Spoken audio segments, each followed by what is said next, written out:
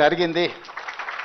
ఎందుకంటే యూనివర్సిటీలలో ప్రొఫెసర్ల కొరత ఉండడం వల్ల పిల్లలకు చదువులే కాదు రీసెర్చ్ కూడా ఇబ్బంది అవుతుంది.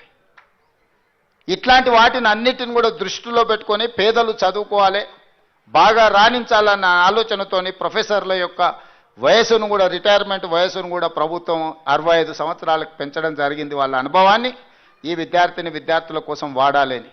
అదేవిధంగా బడ్జెట్లో దాదాపుగా 21,000 కోట్ల రూపాయలను మన బడ్జెట్లో విద్యాశాఖ కోసమే కేటాయించడం జరిగింది. బడ్జెట్లో 7% విద్యాశాఖ కేటాయించినము. విద్య యొక్క అభివృద్ధిని పాఠశాలలను ఆధునీకరించాలన్న ఆలోచనతోని 21,000 కోట్ల రూపాయలను 7% బడ్జెట్ పెట్టినాం. నేను ఈ 7%ని 15%కి తీసుకెళ్ళాలి అని ప్రతి బడ్జెట్లో పెంచుకుంటూ వెళ్ళాలి. విద్య మీద పెట్టే పెట్టుబడి ఖర్చు కాదు, ఇది భవిష్యత్తు పెట్టుబడి. దేశ భవిష్యత్తు తరగతి గదుల్లోనే ఉంది అని ఏదైతే పెద్దలు చెప్పినరో నేను బలంగా విశ్వసిస్తున్నాను, నమ్ముతున్నాను. మేమందరం కూడా ఈ ప్రభుత్వ పాఠశాలల్లో చదువుకొని ఇక్కడి వరకు రాణించగలిగినాము. ఈరోజు రాష్ట్రాన్ని దేశాన్ని పాలించిన పివి నరసింహారావు గారు లాంటి వాళ్ళు, జైపాల్ రెడ్డి గారు లాంటి వాళ్ళు, మర్రి చెన్నారెడ్డి గారు లాంటి వాళ్ళు, హరగోపాల్ గారు లాంటి వాళ్ళు, కోదండరామ్ గారు లాంటి వాళ్ళు అందరూ కూడా ప్రభుత్వ పాఠశాలల్లో చదువుకొని ఈరోజు సమాజానికి ఆదర్శంగా నిలబడ్డారు.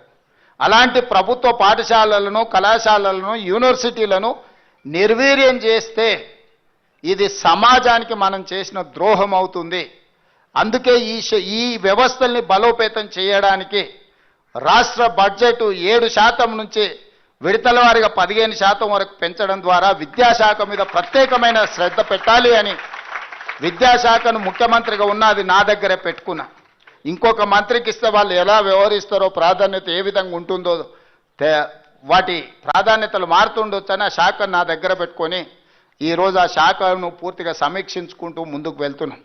ఇదే కాదు, దాదాపుగా 20 ఏళ్ళు టీచర్ల ప్రమోషన్ లేకుండా ఇక్కడ చాలామంది టీచర్లు ఉండొచ్చు, ఫిజికల్ డైరెక్టర్లు కానీ టీచర్లు కానీ 20 సంవత్సరాలు ప్రమోషన్స్ లేకుండే దాదాపుగా 21,000 మంది టీచర్లకు ప్రమోషన్లు ఇవ్వడమే కాకుండా 35,000 మంది టీచర్లను 10 సంవత్సరాలు బదిలీలు లేక ఇబ్బంది పడుతుంటే వచ్చిన ఎంబడే వాటి మీద ప్రత్యేకమైన దృష్టి పెట్టి అధికారులు రాత్రింబగళ్ళు పనిచేసి 21,000 మంది టీచర్లకు ప్రమోషన్లు ఇచ్చి 35,000 మంది టీచర్లను చిన్న వివాదం లేకుండా, ఎక్కడ కూడా ఎలాంటి ఆరోపణ లేకుండా 35,000 మంది టీచర్ల బదిలీల కార్యక్రమాన్ని కూడా ప్రభుత్వం ఒక పకడ్బందీగా నిర్వహించడం జరిగింది.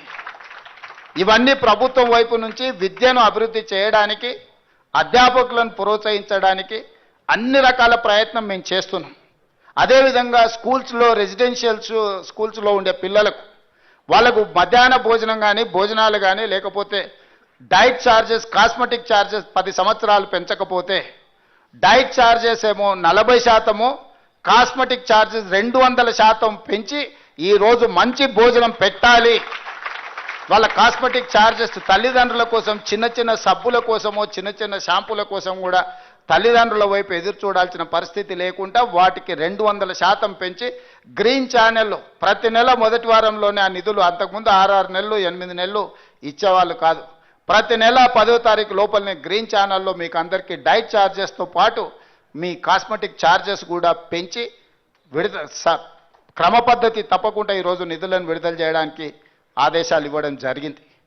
ఈరోజు యూనివర్సిటీలు కానీ, అదేవిధంగా సాంకేతిక నైపుణ్యం కోసం ఇంతకుముందు యూనివర్సిటీలు చాలా పెట్టారు, కానీ సాంకేతిక నైపుణ్యం మీద ప్రత్యేక శ్రద్ధ లేకపోవడం వల్ల పోటీ ప్రపంచంలో మనం వెనుకబడుతున్నామని చెప్పి సాంకేతిక నైపుణ్యం కోసం ఆనాడు 1921 నుంచి 1931 వరకు మహాత్మా గాంధీ గారు స్వతంత్ర పోరాటం కోసం యంగ్ ఇండియా అనే ఒక పత్రికను నడిపిండు. వారిని స్ఫూర్తిగా తీసుకొని యంగ్ ఇండియా స్కిల్స్ యూనివర్సిటీని ఈ తెలంగాణ రాష్ట్రంలో ఉన్న యువకులను అందరినీ కూడా సాంకేతిక నైపుణ్యం పెంచాలి అని చెప్పి యంగ్ ఇండియా స్కిల్స్ యూనివర్సిటీని మనం ప్రారంభించుకొని సింగపూర్ లాంటి దేశాలతో మనం ఒప్పందాలు చేసుకొని అక్కడుండే సాంకేతిక నైపుణ్యాన్ని నేర్పే అధ్యాపకులను మన రాష్ట్రానికి రప్పించడానికి ఈరోజు మనం అన్ని ఒప్పందాలు చేసుకున్నాం. భవిష్యత్తులో స్టాన్ఫర్డ్ యూనివర్సిటీ లాంటి వాళ్ళతో కూడా ఒక అండర్స్టాండ్ చేసుకోవాలని వాళ్ళతోని మనము చర్చలు ప్రారంభించినాం. అంటే ప్రపంచ దేశాలలో, అభివృద్ధి చెందిన దేశాలలో విద్యతో పాటు సాంకేతిక నైపుణ్యం ఏ విధంగా ముందుకు వెళ్తుందో అక్కడ ఉన్న వాటిని నేర్చుకోవడమే కాకుండా అక్కడ నేర్పించే వాళ్ళని మన రాష్ట్రానికి తీసుకొచ్చి మన విద్యార్థులకు నేర్పించాలని ఇవాళ మన ప్రభుత్వం ఒప్పందం చేసింది. మన సింగపూర్ నేను పోయి ప్రత్యేకంగా ప్రభుత్వంతో ఒప్పందం చేసుకొని వచ్చిన. అదేవిధంగా ఇవాళ స్పోర్ట్స్ ఒలింపిక్ ఫలితాలు చూస్తే 140 కోట్ల జనాభా ఉన్న ఒక బంగారు పథకం కూడా మన భారతదేశం సాధించలేదు. సౌత్ కొరియా లాంటి చిన్న దేశం అంతా వాళ్ళు 10 మిలియన్ అంటే 1 కోటి జనాభా ఉండే దేశం 32 పథకాలను సాధించింది. 32 పథకాలలో సౌత్ కొరియన్ స్పోర్ట్స్ యూనివర్సిటీ అని ఒక 30 ఎకరాలలో ఉండే యూనివర్సిటీ, ఒక యూనివర్సిటీ 16 పథకాలు సాధించింది. అందులో ఒక అమ్మాయి 3 గోల్డ్ మెడల్స్ సాధించింది. ఒకే ఒక అమ్మాయి ఒలింపిక్స్లో 3 గోల్డ్ మెడల్స్ సాధించింది. చిన్న దేశము 32 పథకాలు సాధించడమే కాకుండా ఒక అమ్మాయి 3 బంగారు పథకాలను సాధిస్తే 140 కోట్ల జనాభా ఉన్న మన దేశం ఒక్క బంగారు పథకాన్ని కూడా సాధించలేదు అంటే ఇది మనందరం ఆలోచన చేయాలి. అందుకే గ్రామీణ ప్రాంతాలలో మట్టిలో మాణిక్యాలను వెలుగు తీయాలి అని ఈ జాతి యొక్క గౌరవాన్ని పెంచడానికి రత్నాలను తయారు చేయాలని ఇవాళ ప్రైవేట్ పార్ట్నర్షిప్లో యంగ్ ఇండియా స్పోర్ట్స్ యూనివర్సిటీని ఈరోజు మనం ప్రారంభించుకుంటున్నాము. పాలసీ డాక్యుమెంట్ తయారైంది, అసెంబ్లీలో చర్చ జరిగింది. తొందరలోనే తెలంగాణనే కాదు దేశంలో ఉండే క్రీడాకారులను ప్రోత్సహించడానికి హైదరాబాద్ తెలంగాణ అనే వేదిక కావాలి. ఈ దేశంలో ఉండే మేలి రకమైన క్రీడాకారులను ప్రోత్సహించడానికి ఇవాళ యువతను క్రీడల వైపు ప్రోత్సహించడానికి ఇవాళ మనం యంగ్ ఇండియా స్పోర్ట్స్ యూనివర్సిటీని తీసుకున్నాం. నిఖత్ జరీన్ అని నిజామాబాద్కు సంబంధించిన అమ్మాయి బాక్సింగ్ ఛాంపియన్షిప్ తెస్తే ఆ అమ్మాయికి సరాసరి గ్రూప్ 2 మనం ప్రభుత్వ ఉద్యోగం, గ్రూప్ 1లో డిఎస్పీ జాబ్ ఇచ్చి 2 కోట్ల రూపాయల నగదు ఇచ్చి ప్రోత్సహించినాం.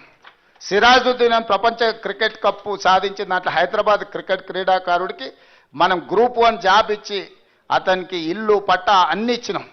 నిన్నగాక మన పారా ఒలింపిక్స్లో మెడల్ సాధించిన దీప్తికి ఈరోజు మనం గ్రూప్ 2 ఉద్యోగం ఇచ్చినాం. వరంగల్లో ఇల్లు పట్టా ఇచ్చినాం. 25 లక్షల రూపాయల నగదు ఇచ్చినాం. వీళ్ళందరూ తెలంగాణ ప్రాంతంలో ఉన్న గ్రామీణ ప్రాంతాలలో చదువులో గొప్పగా రాణించకపోయినా క్రీడలలో రాణించడం వల్ల గ్రూప్ 1 ఉద్యోగాలు వచ్చినాయి, ఆర్థిక బహుమతి వచ్చింది. అన్ని రకాలుగా ప్రభుత్వం వాళ్ళని గుర్తించి గౌరవించింది.